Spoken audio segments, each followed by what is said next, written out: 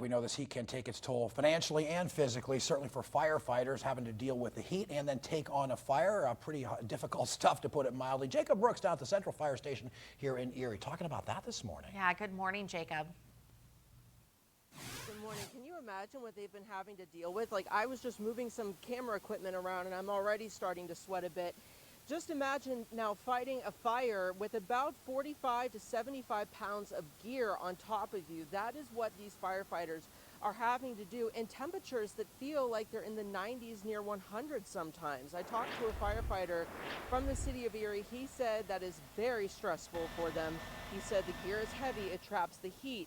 And because of that, they keep the water on trucks so their guys and men and women can get cooled down quickly. And he said another thing they do is called rehab, which means after about 30 minutes, the firefighters get a break and an EMT will come and check their vitals and make sure they're good to continue fighting the fire. Well, Jacob, I know that you put some of that gear on yesterday just to see what that was like. Can you tell us about that? Oh, I did, Tracy. It was something. I mean, I was just standing there in the shade, not really doing anything, and I could feel how hot it was. Here's like my initial reaction after I put it on. So this is almost the entire gear that firefighters wear out on a call. There's a couple pieces I'm missing a glove, but you get the idea. It is hot. The helmet is really heavy. This oxygen tank I'm wearing is about 45 pounds, and the coat and pants and boots that I'm wearing, they trap your heat inside of you, so I'm not getting any breeze from the outside, and all my body heat is just stuck in here. I'm standing in the shade and I'm hot. Like, it feels like it's 120 degrees. It's bad.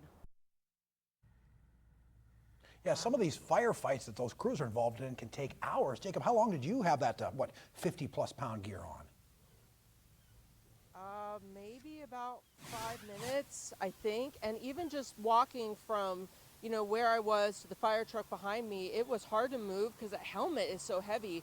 And I could feel the heat. I was starting to sweat.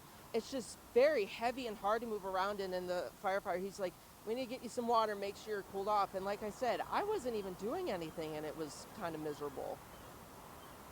As to that respect and admiration that you have to have for the firefighters who do that work, whether it's hot or not. Well, and it's perspective on this day. When we complain about our few minutes outside in the heat, remember there are people that are doing some big work out there and enduring that. Yeah.